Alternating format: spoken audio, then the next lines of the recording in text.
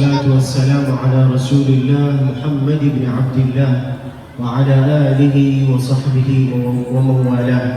سبحانك اللهم لا علم لنا إلا ما علمتنا إنك أنت العليم الحكيم.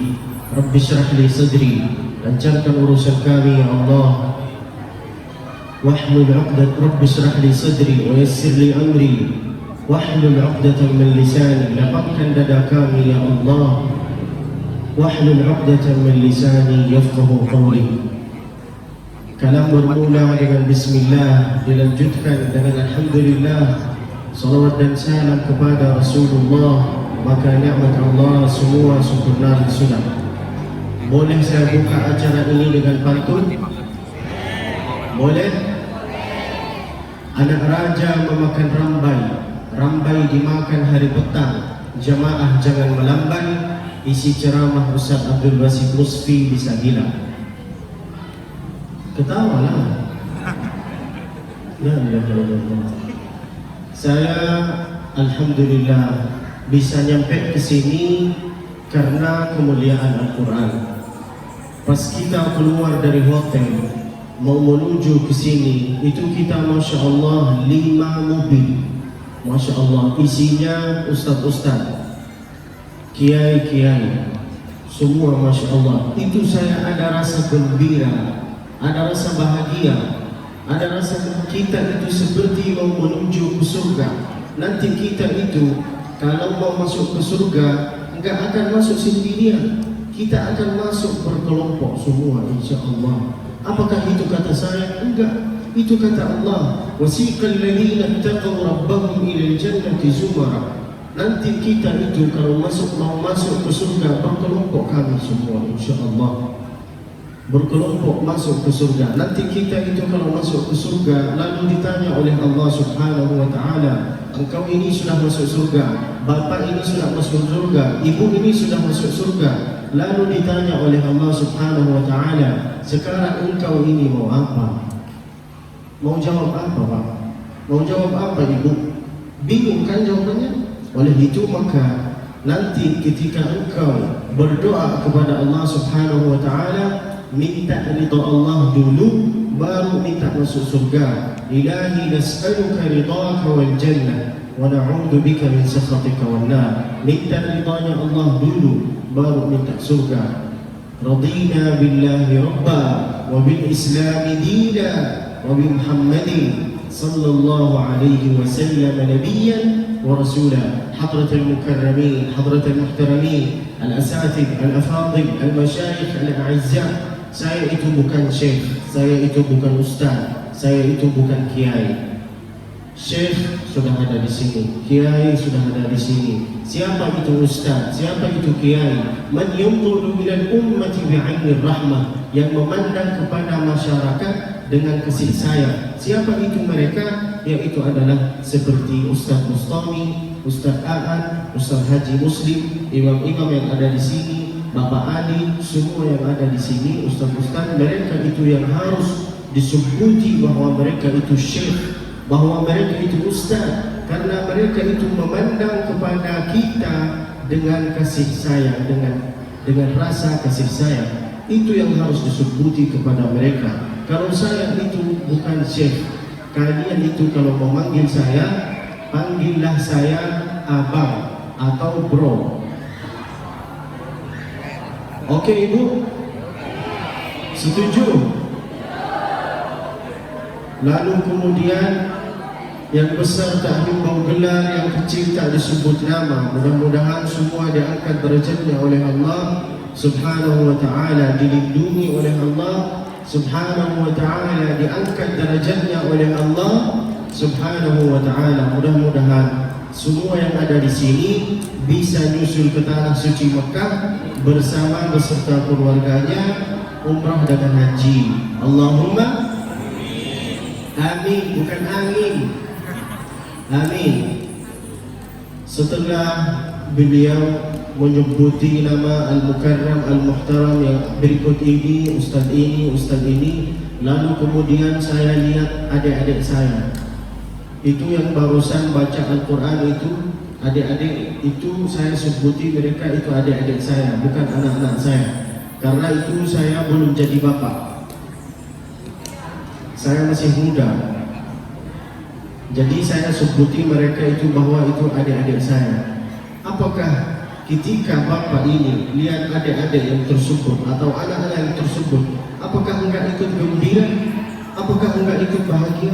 Mesti ikut bahagia, mesti ikut gembira. Kenapa? Karena sekarang itu lucu, Masya Allah, sudah hafal Al-Quran. Nanti mereka itu yang akan jadi saksi.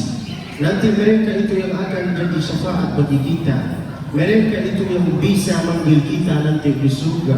Setiap bacaan, setiap huruf itu bisa jadi 10 pahala. Satu huruf bisa jadi 10 pahala. Bayangkan kalau mereka bisa menghafal 30 juz, Pak. 30 juz, engkau akan dapat mahkota cahaya, Pak. Ibu jangan sibuk ya. Lihat sama saya ganteng kan? Enggak. Nanti ibu itu kalau mendidik anaknya dengan cara yang baik, adik-adik ini kalau sudah hafal Al-Quran, Pak, mereka itu yang bisa jadi saksi. Mereka itu yang bisa nanti tuntun bapak. Mana bapak saya? Kok nggak ada di surga? Ternyata bapak ada, tapi di mana? Di ruang VVIP. Amin, Pak. Amin. Allahumma amin ya rabbal alamin. Ketika lihat anak-anak yang kecil itu kita ikut gembira. Tapi ada cerita yang bikin saya sedih. Apa cerita itu? Maaf, jangan tersinggung. Saya dengar cerita bahwa kabupaten ini banyak orang yang sabu-sabu, banyak orang yang macam-macam. Ingat Pak, ingat Ibu, Allah itu kalau menurunkan azab, Allah itu enggak lihat di kabupaten itu ada ustaz, apakah ada kiai, apakah ada syekh, apakah ada ustaz. Allah enggak lihat. Allah kalau menurunkan azab, ratakan semua, habis semua. Sampai Allah berfirman di dalam Al-Quran, wa idza aradna an nuhlika qaryatan amarna mutrafiha fafasaqu fiha fahaqqa 'alaiha al-qawl fadammarnaha tadmira. Ingat Pak, ingat Ibu, kalian ini guru yang pertama di dunia ini. Tugas dakwah ini bukan tugas ustaz doang. Tugas dakwah ini bukan tugas ustaz, bukan cuma tugas kiai doang, enggak. Tugas dakwah ini tugas kita semua. Kulluna du'atun qabla kulli syai'. Salah satu cara untuk dakwah itu enggak harus jadi ustaz, enggak harus jadi kiai. Dakwah itu bagaimana kita dakwah orang itu mudah sekali. Gimana caranya? Dakwah itu mengajak bukan mengejek, merangkul bukan memukul. Ngerti Pak? Ngerti Ibu? Dakwah itu apa? Mengajak, ayo sholat, ayo ngaji, ayo ikut kajian, ayo ikut makan, ayo ikut. Itu cara dakwah. Mengajak bukan mengejek, merangkul bukan memukul. Nanti kita itu akan ditanya oleh Allah Subhanahu wa Ta'ala, ya Allah, saya sudah datang ke sini dan sudah sampaikan apa yang wajib bagi saya, ya Allah. Ingat Pak, ini wajib bagi kita. Di sini banyak orang yang sabu-sabu. Ingatilah semua orang-orang itu. Ajaklah mereka sholat, ajaklah mereka kajian, ajaklah mereka ayo adan, ajaklah mereka ayo sholat, ayo ini, ayo puasa, ajaklah mereka. Wallahi, kalau Allah menurunkan azab itu, Allah enggak lihat di sini di kabupaten ini ada kiai, apa ada ustaz, apa ada syekh.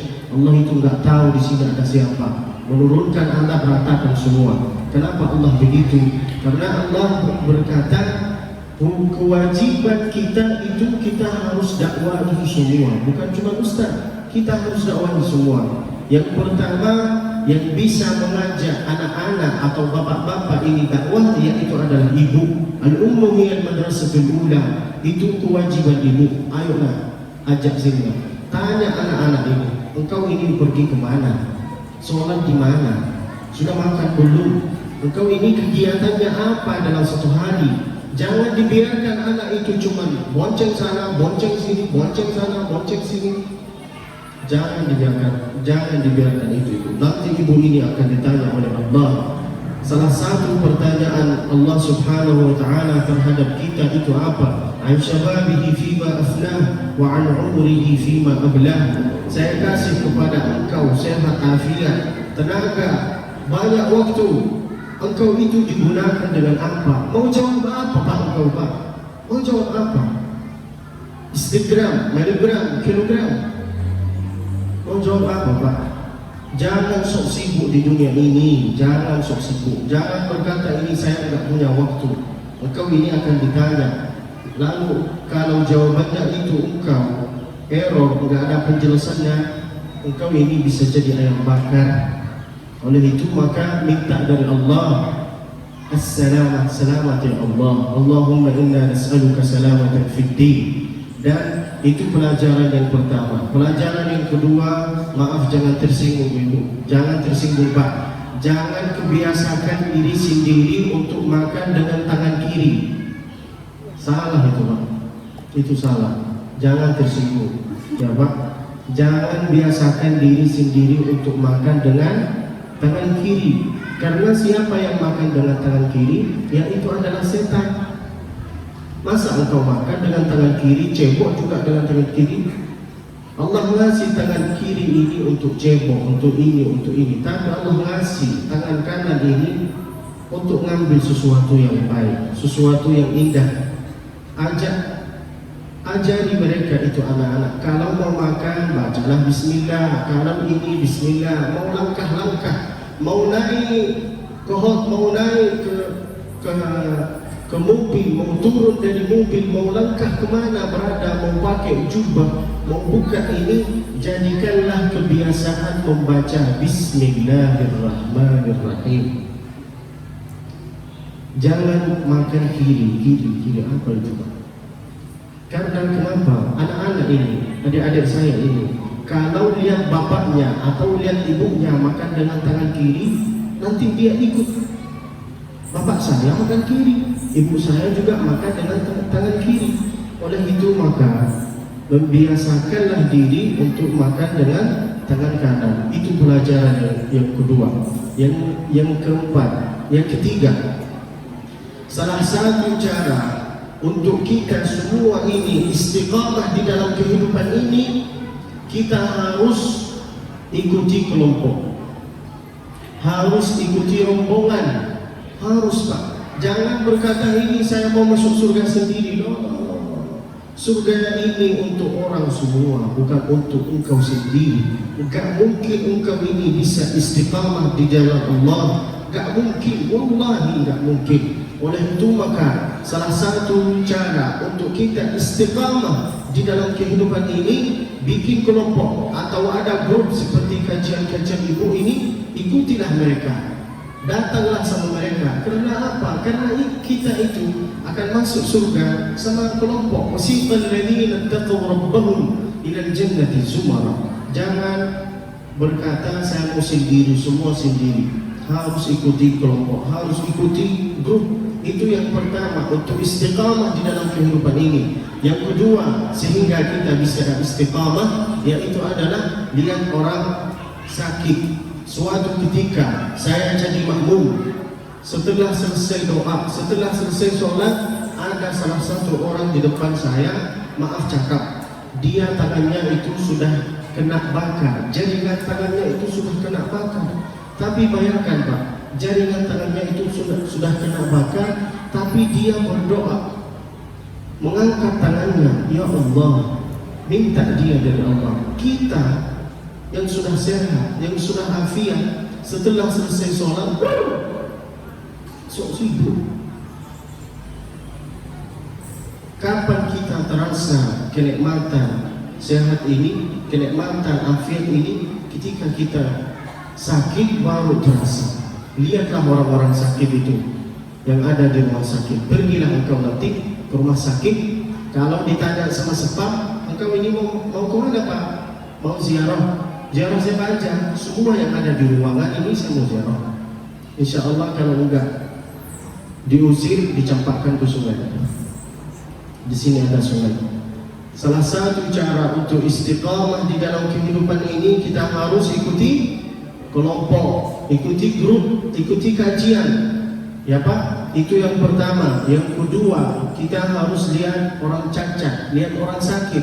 Yang ketiga ini yang paling penting, dan yang ketiga ini enggak pernah ngasih kepada kita nasihat. Wa kafa bil mauti wa'idah. Pergilah engkau ke kuburan. Kalau engkau ini sok-sok berani, saya ini dosa, tak mau, enggak ini, sok-sok itu. Pergilah engkau ke kuburan, lihat kuburan itu, masuk ke dalam, duduk di sana 1 jam, bisa? Berani? Baru engkau ini terasa, oh iya memang betul.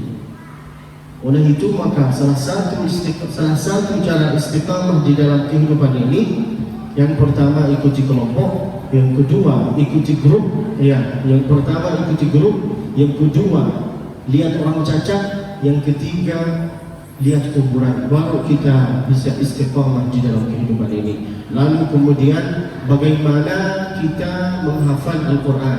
Ada 5 cara untuk menghafal Al-Quran. Berapa ibu? Berapa? 5. 1. Berapa ibu? Mana suaranya? Berapa ibu?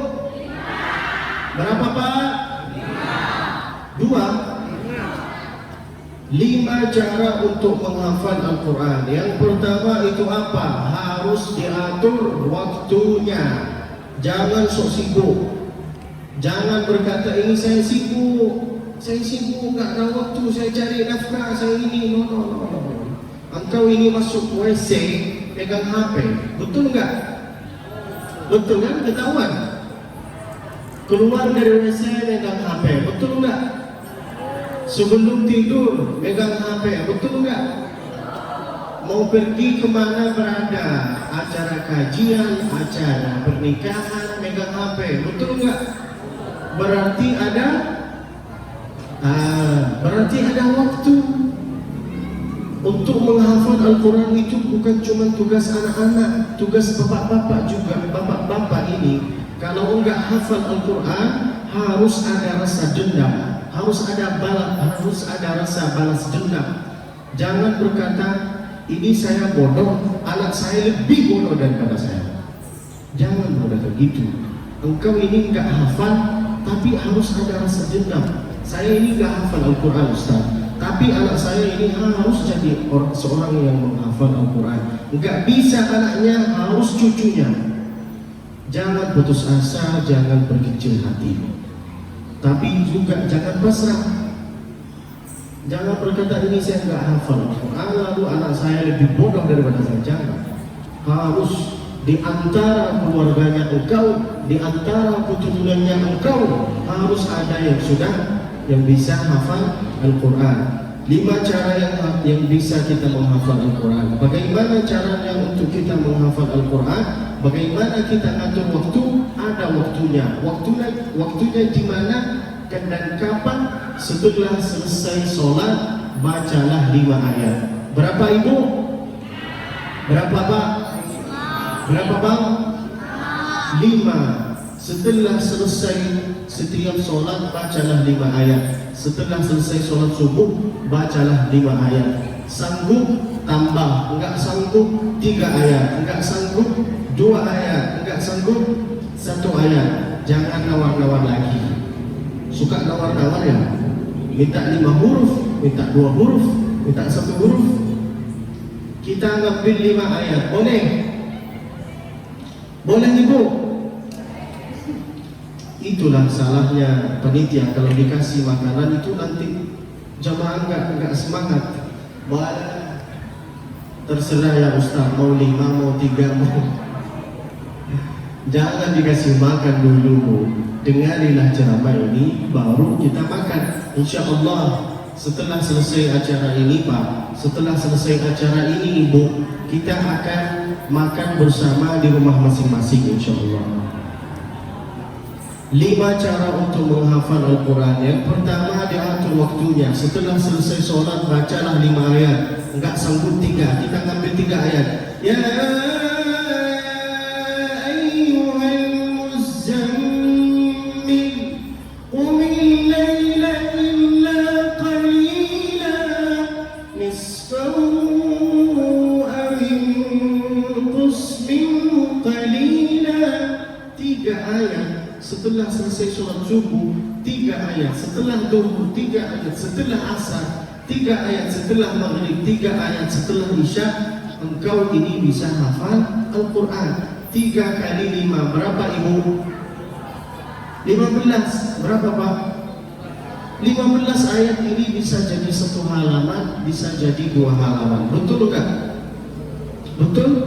Berarti bisa hafal Al-Quran. Untuk menghafal Al-Quran pak, itu mudah sekali pak. Asal engkau berusaha. Jangan berkata, Ustaz, saya ini sudah ada niat menghafal Al-Quran, tapi enggak pernah buka Al-Quran, enggak pernah berusaha. Itu apa? Itu omong kosong. Kata Nabi apa? Kata Allah apa? فَإِذَا عَزَمْتَ فَتَوَكَّلْ عَلَى اللَّهِ. Kalau engkau sudah berusaha, berusahalah dulu engkau, baru bertawakal kepada Allah. Jangan berkata ini saya sudah niat lalu enggak berusaha. Itu tidak ada gunanya. Seperti ini pak, ini jodoh saya. Lihat ini pak, lihat ini bu. Ini seperti jodoh saya. Kalau saya enggak berusaha mengambil air ini, enggak mungkin jadi milik saya. Betul enggak? Ini yang namanya berusaha. Ini air, ini jodoh saya. Kalau saya enggak berusaha mengambil air ini, enggak mungkin bisa jadi milik saya. Oleh itu maka kita ini bisa hafal Al-Quran, tinggal kita berusaha. Bisa hafal Al-Quran. Jangan berkata ini saya sok sibuk. Nenek saya itu usianya 80 tahun, sampai sekarang alhamdulillah masih hidup, Masya Allah. Tapi dia baru bisa menghafal Al-Quran. 80 tahun pak, bayangkan usianya sudah tua sekali, tapi baru bisa hafal Al-Quran. Pelajaran yang kita dapati dari ini apa? Apakah saya muji nenek saya? Enggak pak, saya bukan sombong. Apakah saya muji nenek saya? Enggak. Itu pelajaran yang kita dapati bahwa kalian ini bisa, wallahi bisa pak. Bila engkau utamakan Al-Quran, maka urusan dunia ini, dunia sebesarnya ini akan datang sendiri. Demi Allah pak, demi Allah ibu, demi Allah pak, saya ini enggak mungkin bisa nyampe ke sini kalau bukan rahmat Allah, kalau bukan kemuliaan Al-Quran. Enggak mungkin saya bisa nyampe ke masjid ini, enggak mungkin saya bisa berhadapan sama kalian ini. Enggak mungkin pak. Saya itu enggak banyak harta, enggak banyak duit, tapi bisa nyampe ke sini. Dan saya duduk di sini ini bukan karena saya hebat, enggak pak. Saya itu enggak layak duduk di sini. Ini bukan tempat saya. Tapi mereka berkata, ayolah Habib masih duduk di sini. Kenapa? Karena kemuliaan Al-Quran, karena keindahan Al-Quran, maka saya bisa duduk di sini. Ya ibu, ya pak, bacalah Al-Quran, dengarilah ayat-ayat Al-Quran. Dekatilah sama ahli Al-Quran. Yang pertama untuk menghafal Al-Quran itu harus diatur waktunya. Setelah setiap selesai sholat bacalah 3 ayat. Si minim-minimnya pak, 3 ayat ini pak, ini yang bisa dibawa sama engkau nanti pak. Kapan? 3 ayat ini ibu, ini yang bisa dibawa sama engkau ibu. Kapan? Nanti ketika engkau masuk kuburan. Nanti kita itu kalau meninggal pak, kalau meninggal ibu, semua akan ikut sama kita. 3 orang yang ikut sama kita. Berapa? 3. Yang pertama keluarga. Keluarga, suami, istri, sahabat, kerabat, kawan, semua akan ikut sama kita. Tapi sampai mana? Sampai kuburan. Ada juga yang kedua. Siapa? Harta, mobil. Semua itu akan ikut sama kita, tapi sampai mana? Sampai parkiran. Dua-duanya ini akan ikut sama kita, tapi sampai kuburan. Lalu ada yang ketiga. Siapa itu yang ketiga? Yaitu adalah amalnya bapak. amalnya ibu. Itu yang bisa ikut sama ibu, itu yang bisa ikut sama bapak, ikut sampai ke dalam kubur. Nanti itu kalau kita semua ditanya oleh Allah Subhanahu wa taala, "Man rabbuka? Ma dinuka? Man nabiyuka?" Apakah pertanyaan-pertanyaan ini lalu jawabannya itu bisa dihafali? Enggak mungkin bisa dihafali. Itu dipilih oleh Allah Subhanahu wa taala. Mana yang dikasih oleh Allah kesuksesan, itu yang bisa jawab. Oleh itu maka ketika kita sujud Pak, ketika kita sujud Ibu, kita selalu membaca doa apa? Ya muqallibal qulub, tsabbit qulubana ala dinik. Ya musarrifal qulub, sarrif qulubana ala ta'atik. Wahai ya Allah, Engkau yang membolak-balik hati ini ya Allah, luruskan iman saya, kuatilah iman saya ya Allah. Oleh itu maka minta dari Allah, mengadu kepada Allah, jangan mengadu kepada dukun, jangan minta kepada kawan, jangan mengadu kepada dukun dengan jin. Minta dari Allah Subhanahu wa taala. Allah itu setiap hari, setiap malam itu Allah turun ke bumi ini. Allah nengok, Allah lihat setelah lewat jam 12 Allah itu turun ke bumi ini. Lalu Allah lihat, hal min sa'ilin fa'atiyah, hal min mustaghfirin fa'aghfir lah, hal min da'in fa'ajib lah. Apakah ada di antara kita, apakah ada di antara hamba-hamba Allah yang minta pada waktu malam, minta dari Allah Subhanahu wa taala, minta dari Allah, mengadu kepada Allah? Ada? Kalau ada di antara waktu itu, berarti dia sudah dikasih oleh Allah Subhanahu wa taala, sudah dipilih oleh Allah. Allah itu turun, tinggal kita itu minta dari Allah. Allah itu suka ngasih kepada kita, tapi kita itu yang pelit, kita itu yang sok sibuk di dunia ini. Jam 12 malam nongkrong ngopi. Oke, enggak apa-apa nongkrong ngopi, tapi setelah jam 12 malam Pak, kalau bisa seminim-minimnya sholat tahajud, sholat 2 rakaat. Ini Pak yang bisa dibawa sama engkau Pak. Nanti kalian kalau masuk kubur itu Allah enggak lihat ini ustaz apa kiai, ini syekh apa siapa. Enggak, Allah lihat ini kalau banyak amalnya mesti dia bisa jadi ahli surga. Untuk masuk surga itu enggak harus jadi ustaz, enggak harus jadi kiai, asal banyak amalnya. Banyak amalnya, banyak sedekahnya, banyak rezekinya, banyak bininya. Enggak ketawa, ya udah terserah. Baru kita. Yang pertama, untuk menghafal Al-Quran itu diatur waktunya, harus diatur waktunya Pak. Saya ingin lihat semua yang ada di sini masuk surga. Oleh itu maka saya agak tegas sedikit, maaf ya. Yang pertama diatur waktunya, yang kedua mendatangi guru, harus mendatangi guru Pak, harus mendatangi guru Ibu. Man la syaikha lahu fasyaitanu syaikhuhu. Siapa yang enggak berguru, maka gurunya itu setan. Apakah itu kata saya? Enggak, jangan marah ke saya.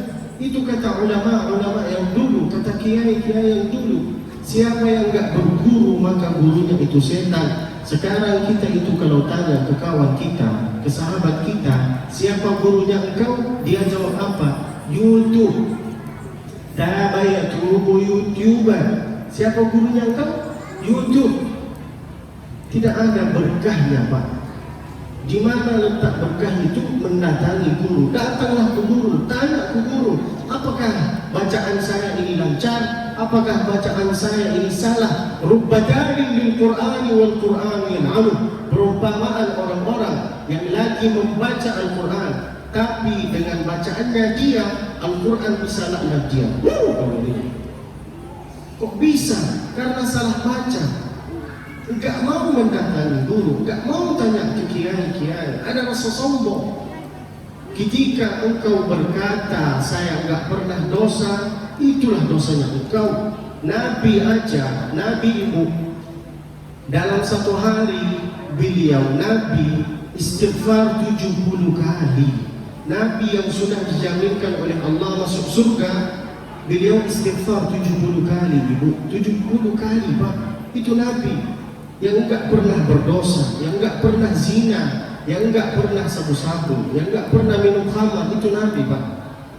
Istighfar dalam satu hari 70 kali. Astaghfirullah, astaghfirullahaladzim, astaghfirullahalladzi la ilaha illa huwal hayyul qayyum wa atubu ilaih. Jangan berkata saya ini enggak berdosa, saya enggak dosa Ustaz, saya enggak berdosa, enggak pernah berdosa, enggak pernah. Ketika engkau berkata kayak gitu, itulah dosa engkau, ada rasa sombong. Jangan berkata gitu. Hal yang pertama, mendatangi guru. Rubba jalil lil Qur'ani wal Qur'anu yal'anuh. Contohnya apa? La in syakartum la azidannakum wa la in kafartum inna 'adzabi lasyadid. Itu sebenarnya bacaan Al-Qur'an. La in syakartum la azidannakum wa la in kafartum inna 'adzabi lasyadid.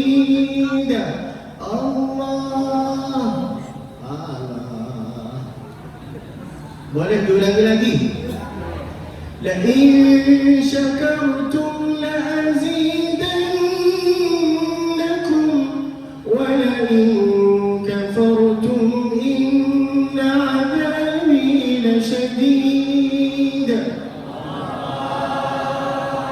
Apa artinya itu? La in syakartum, bila engkau bersyukur, maka Allah akan kasih kepada engkau, maka Allah akan tambahnya hartanya engkau. Itu artinya la in syakartum la azidannakum. Tapi karena salah satu huruf, maka Al-Quran bisa laknat dia. Kok bisa? Ini contohnya. Dia bacaannya itu salah. La in syakartum la azidannakum. Apa artinya la azidannakum? Bila engkau bersyukur, lalu Allah enggak akan tambah, enggak akan kasih kepada engkau. Itu karena salah satu huruf, Pak. Oleh itu maka semua bapak-bapak, ibu-ibu, anak-anak mendatangilah guru. Man la syekha lahu fasyaitanu syekhuhu. Jangan ada perasaan ini saya malu, saya ini sudah tua. Jangan ada perasaan itu, Pak. Bahkan orang-orang yang belum lancar bacaannya, ibu-ibu, bapak-bapak, kalau bacaannya belum lancar, engkau akan dapat 2 pahala. Engkau ini akan dapat 2 pahala dibandingkan kita yang sudah lancar. Apakah itu kata saya? Enggak, Pak. Itu kata Nabi. Al-mahiru bil Qur'an ma'as safaratil kiramil bararah walladhi yaqra'ul Qur'an. Perumpamaan orang-orang yang lagi membaca Al-Quran, lalu kemudian bacaannya itu enggak lancar, bata-bata, wa huwa yatada'da, bata-bata, falahu ajran, maka dia akan dapat 2 pahala. Contoh, bukti bagi orang yang belum lancar bacaannya, mesti dia baca kayak gini. Alam nashrah laka sadrak. Betul? Betul enggak, Ibu? Wa wada'na 'anka wizrak alladhi anqadha dhahrak. Itu karena bacaannya engkau itu enggak lancar, engkau akan dapat 2 pahala dibandingkan kita itu yang sudah lancar. Alam nashrah laka sadrak wa wada'na 'anka wizrak. Kok bisa yang belum lancar bacaannya itu kok bisa dapat 2 pahala? Karena pahala yang pertama itu dia baca Al-Quran, pahala yang kedua dia semangat. Bacalah Al-Quran, Ibu. Indahnya membaca Al-Quran itu kita ngerti atau enggak ngerti apa maksud ayat itu, kita dapat pahala. Catat ini, Ibu. Indahnya membaca Al-Quran, kita itu ngerti atau enggak ngerti apa maksud ayat yang tersebut itu, kita dapat pahala. Apakah ada kitab kayak gini? Enggak ada. Oleh itu maka bacalah Al-Quran, dengarilah bacaan-bacaan ayat Al-Quran. Yang pertama, diatur waktunya. Yang kedua, mendatangi guru. Yang ketiga, sering mendengar. Sekarang itu banyak anak-anak atau banyak adik-adik atau banyak ibu-ibu yang bisa hafal lagu. Tapi kalau disuruh hafal Quran nggak bisa. Contoh, sering mendengar. Ini sebagai contoh ya. Oke, Ibu? Oke, Ibu? Oke, Bapak? Karena sering mendengar maka bisa hafal. Contohnya apa? terpesona, aku terpesona. Lanjut. Itu ketahuan, hafal. Kalau lagu hafal. Oke, contoh yang kedua. Waktu pertama kali. Lanjut. Pura-pura nggak hafal. Contoh yang kedua, contoh yang ketiga. Awas nanti jatuh cinta. Lanjut. Pura-pura nggak hafal. Bapak-bapak ini juga pura-pura nggak hafal. Ingat Pak, kalimat apa yang engkau sering disebuti itu yang bisa dibawa sama engkau nanti ketika menghadap sakratul maut. Engkau ini ditanya sama bukan laki, ditanya sama malaikat, mana buka? Nanti jawabannya engkau apa? Terpesona. Sekarang ketawa, tapi nanti itu azab kubur itu baru tahu rasa. Ingat Pak, ingat Ibu, jangan sedikit-sedikit mendengar lagu-lagu India. Hamko isi curalu. Hafal? Wallahi Ibu, wallahi Pak, kalimat apa yang engkau sering disebuti itu yang bisa dibawa sama engkau. Engkau suka dengar sholawat itu bisa dibawa. Sallallahu ala Muhammad. Sallallahu.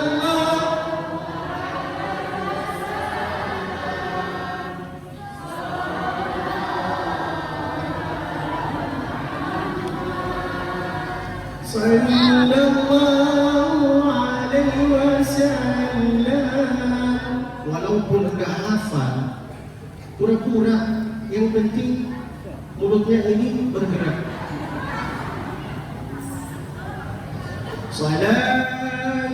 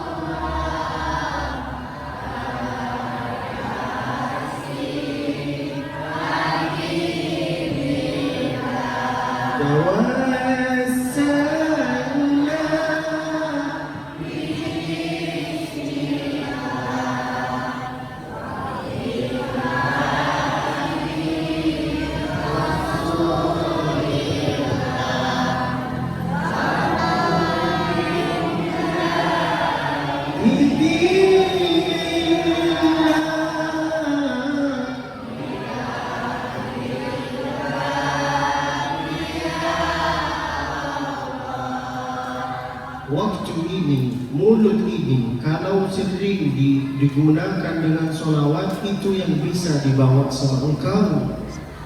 Tapi kalau sering mendengar lagu-lagu kocok-kocok botahe, nanti engkau itu akan ikut ke kuburan sama Syahrukan, sama Amitabh Bachchan, baru tak merasa.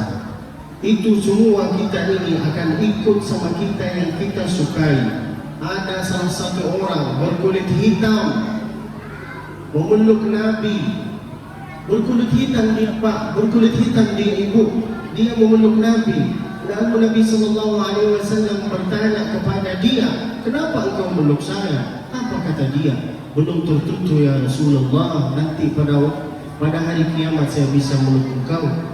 Oleh itu maka saya memeluk engkau ini sekarang. Lalu apa kata Nabi? Al-mar'u ma'aman ahab. Semua orang akan ikut sama yang dia cintai. Engkau cintai siapa?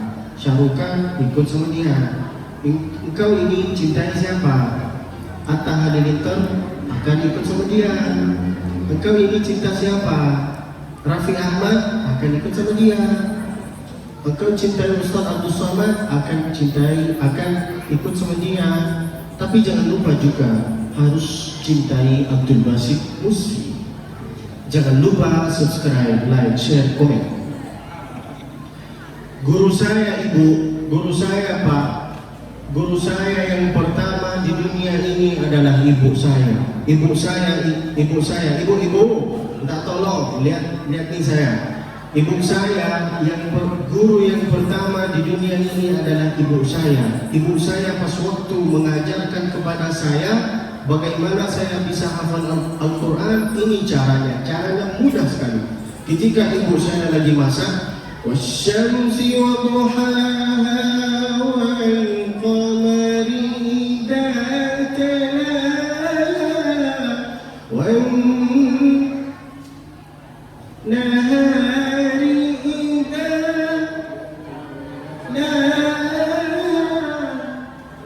itu ibu saya mengajarkan kepada saya bagaimana saya bisa hafal Al-Quran dengan cara ini. Saya bonceng sana, bonceng sini, bonceng sana, bonceng sini.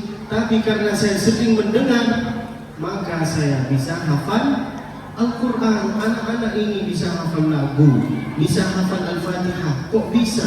Kalian ini, kita ini semua bisa hafal Al-Fatihah ini. Apakah pernah dipaksa? Apakah pernah disuruh, Pak? Pernah disuruh, Ibu? Enggak. Karena sering mendengar, maka kita bisa hafal. Ini kalau digunakan, Pak, ini jadi saksi nanti, bisa jadi syafaat. Tapi semua itu akan ditanya. Inna sam'a wal basara wal fu'ada. Sesungguhnya telinga ini, mata ini, hati ini, engkau ini digunakan dengan apa? Suka dengar dangdut? Wow. Suka dengar lagu-lagu yang aneh-aneh, nanti engkau akan bangkit sama dia. Mudah-mudahan kita selamat. Yang pertama, diatur waktunya. Yang kedua, mendatangi guru. Yang ketiga, sering mendengar. Guru saya, Pak, guru saya, Ibu, yaitu adalah paman saya. Saya pergi ke Masjid Al-Haram waktu saya menghafal seperti adik-adik saya itu. Saya masih usia dari 4 tahun sampai 11 tahun. Alhamdulillah saya bisa hafal Al-Quran. Saya bukan muji diri sendiri, enggak. Di sini ada pelajaran. Guru saya itu paman saya di Masjid Al-Haram. Saya pergi ke Masjid Al-Haram, lalu ditanya oleh guru saya, engkau hari ini hafal enggak Basit? Enggak. Dipukul. Engkau ini ditampelin. Jangan dimanjain anak itu. Sekarang dimanjain, dikasih HP, dikasih motor, dikasih mobil, nanti jadi Fir'aun. Kalau enggak jadi Nabi Musa, jadi Fir'aun, Ibu. Ini kisah nyata.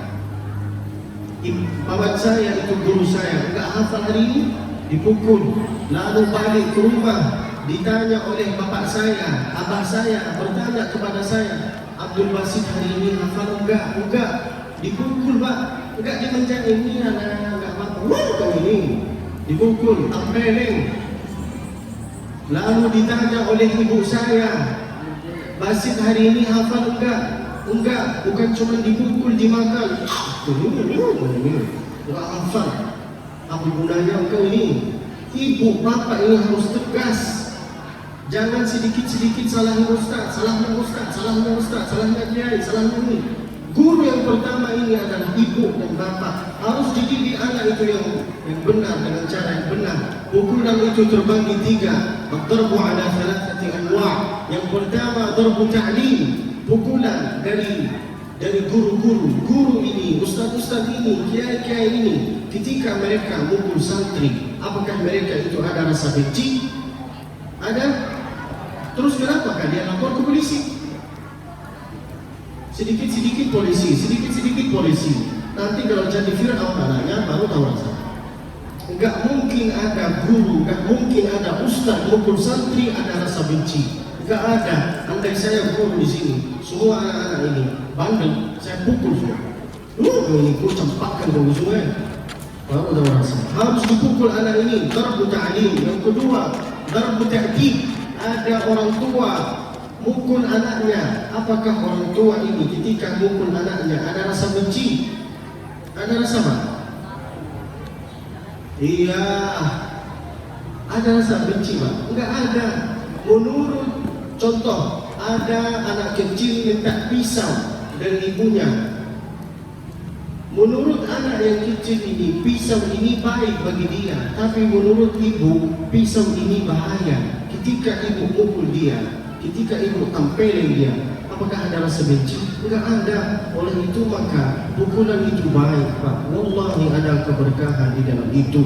Harus dipukul anak ini, harus dididik. Engkau sini kau, baca Al-Quran. Engkau hari ini hafal enggak pukul itu. Tapi jangan dia baca doang, harus bapaknya juga yang ikut baca. Bapak enggak baca, enggak. Berarti saya doang. Harus bapaknya juga baca Al-Quran sehingga anak ini bisa niru apa yang dilakukan oleh orang tuanya. Yang pertama, darbu ta'dib, guru mukul santri. Yang kedua, orang tua mukul anaknya. Itu enggak ada rasa benci. Yang ketiga itu yang parah, darbu ta'dib, pukulan zina, pukulan khamr, pukulan yang minum sabu-sabu. Mudah-mudahan kita selamat dari itu. Allahumma amin. Yang pertama, untuk menghafal Al-Quran diatur waktunya. Yang kedua, mendatangi guru. Yang ketiga, apa? Sering mendengar. Yang keempat, harus berdoa. Harus apa? Berdoa. Minta dari Allah. Jangan ketika engkau berdoa itu tangan ini harus diangkat, Pak. Jangan pasrah. Sekarang itu banyak orang setelah selesai sholat dia enggak mau angkat tangan. Dia kayak gini, ya Allah, terserah ya Allah, mau dikasih kasihkan, mau dikasih juga saya ikhlas. Harus diangkat tangan ini. Nabi kalau berdoa tangannya itu diangkat kayak gini, hatta yura bayadha ibtayhi, sampai ketiak Nabi itu kelihatan. Ketiak Nabi itu putih, bukan seperti ketiak kita. Sudah hitam, ketiaknya juga hitam. Enggak mau doa. Waduh, harus berdoa, minta dari Allah Subhanahu wa ta'ala. Nabi kalau berdoa, Nabi itu Nabi. Kalau berdoa dari sholat isya sampai subuh, itu Nabi, Pak. Kita setelah selesai sholat, sok sibuk di dunia ini. Enggak mau berdoa, enggak mau minta dari Allah, sombong. Harus dibuang itu rasa sombong, minta dari Allah, angkat tangan ini. Itu yang keempat. Yang kelima, apa? Yang keempat, minta doa dari ibu, minta doa dari bapak. Harus, karena enggak ada orang di dunia ini bisa sukses tanpa doa orang ibu, bisa sukses tanpa doa orang tua, enggak mungkin bisa. Bisa sukses tanpa doa kiai atau tanpa doa ustaz, enggak mungkin bisa, Pak. Wallahi enggak mungkin. Salah satu orang yang ada di bumi ini, salah satu orang yang ada di dunia ini yang ingin lihat anaknya itu sukses, yaitu adalah bapaknya sendiri, bapaknya diri sendiri. Bapak ini ingin lihat anak ini sukses. Enggak ada kawan lawan itu enggak mau lihat kawannya dia lebih sukses daripada dia. Betul enggak? Yang ingin lihat anaknya itu lebih sukses daripada dia siapa? Bapaknya. Oleh itu maka bapak ini harus kerjasama. Setelah selesai sholat maghrib, sini nak, baca Al-Quran. Ayo saya mau mendengar bacaan ayat Al-Quran. Kalau salah, datangilah dulu, datang di sini, jangan malu. Yang pertama harus diatur waktunya. Yang kedua mendatangi guru. Yang ketiga sering mendengar. Yang keempat minta doa dari ibu. 3 cara untuk menghadapi orang tua. Berapa ibu? Berapa? Berapa bang? Berapa bang? 3 cara untuk menghadapi orang tua. Yang pertama diam. Yang kedua diam. Yang ketiga diam. Jangan lawan omongan orang tua. Sumpah demi Allah, kalau engkau lawan omongan orang tua, engkau ini akan menyesal nanti. Kapan menyesal? Ketika mereka itu sudah meninggal, baru engkau tahu rasa. Mana bapak saya? Mana ibu saya? Anak-anak ini, adik-adik saya ini, kalau ada di antara mereka itu yang bandel, yang nakal, bawa mereka ke rumah anak yatim. Di sini ada rumah anak yatim. Ada. Bawa mereka itu, kalau ada yang bandel, ada yang nakal, bawa ke rumah anak yatim. Taruh di sana seminggu. Bisa dia enggak? Enggak bisa. Apa pertanyaan, apa keinginan, apa harapan anak yatim itu? Dia pertanyaannya mesti mana bapak, mana ibu. Berharapannya itu dia enggak, bukan mana HP, mana motor, mana mobil. Enggak, berharap pada anak yatim itu mana bapak, mana ibu. Baru terasa nikmat orang tua, baru terasa nikmat keluarga. Atau keluar negeri, baru tahu rasa. Itu yang keempat. Yang kelima, kita ini harus berusaha. Tidak ada gunanya engkau ini berdoa lalu gak berusaha. Harus berusaha menghafal Al-Quran, lalu minta dari Allah Subhanahu wa Ta'ala, sehingga hafalan ini bisa jadi saksi, sehingga hafalan ini bisa jadi syafaat. Hada wallahu a'lam wa 'ilmuhu atam, wa sallallahu wa sallam wa baraka alaihi wa ala alihi wa sahbihi wa sallam. In ahsantu fa'inuni. Kalau ada kata-kata salah dari saya, Pak, maafin saya. Kalau ada kata-kata yang bikin tersinggung ke bapak, ke ibu, maafin saya, ajarin saya. Ini ajaran Islam, ini ajaran agama. Saya harus sampaikan, Pak. Harus saya sampaikan. Jadi maaf, mohon maaf, minta maaf. Kalau ada kata-kata yang bikin tersinggung, ini ajaran Islam. Kita harus belajar. In ahsantu fa'inuni wa in akhta'tu faqawwimuni. Kalau semua kata-kata itu betul, berarti itu dari Allah Subhanahu wa Ta'ala. Untuk penutupan acara ini, kita itu ada 4 huruf yang mirip di bahasa Arab. Berapa, Pak? Berapa, Ibu? Yang pertama, sin. Ayo ikuti saya. Sin. Minta tolong cadarnya ini dibuka, maskernya ini dibuka, karena saya itu mau lihat apakah ada giginya apa enggak. Kalau enggak ada giginya, minta pinjam dari kawan, minta pinjam gigi. Jangan tersinggung, sedikit-sedikit marah, apa ini?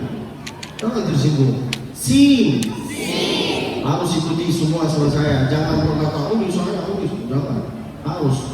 Sin. Contohnya, Qul a'udhu bi rabbin nas.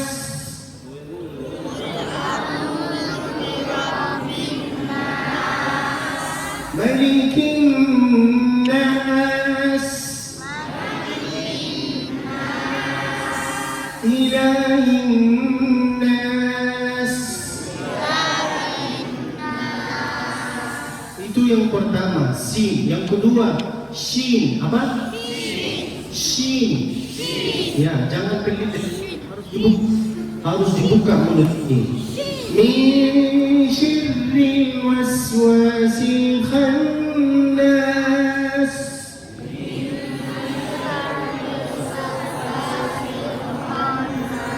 Wasyamsi wa duhaha. أعوذ بالله من الشيطان الرجيم.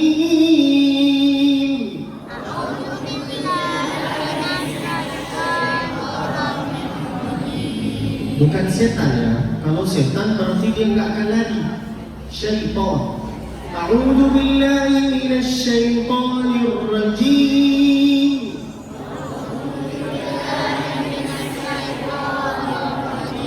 Itu contoh yang kedua. Contoh yang ketiga, jim dengan zan. Jim dengan zan, bukan zan.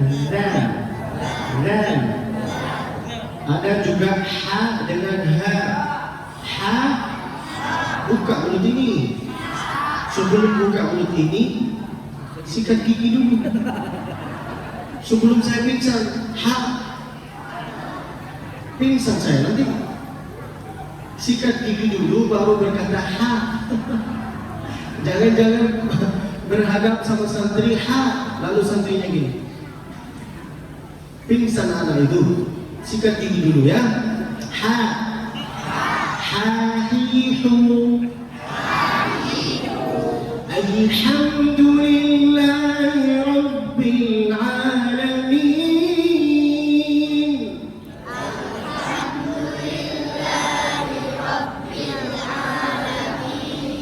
Apa perbedaan antara ha dengan ha? Kalau ha suaranya keluar dari sini, tapi kalau ha dari dada. Ha setelah selesai makan mesti ada suara. Suara apa itu? Ha, kayak kambing. Ha, betul. Kayak kambing betul. Ha, bukan alhamdulillah. Satu huruf salah bisa jadi laknat bagi engkau. Jangan Jangan sampai salah. Kalau bisa semini-mininya datanglah ke guru. Gak apa-apa, jangan malu Pak, gak apa-apa. Jangan malu Ibu. Alhamdulillah, hahihu, hahihu. Ayo. Hahihu. Itu untuk perbedaan antara ha dengan ha. Sekarang jim dengan dzal. Jim dzal. Jajiju. Dzadidu. Saya sudah sampaikan bahwa kalau nggak ada giginya minta pinjam dari kawan, ya, minta pinjam giginya dong.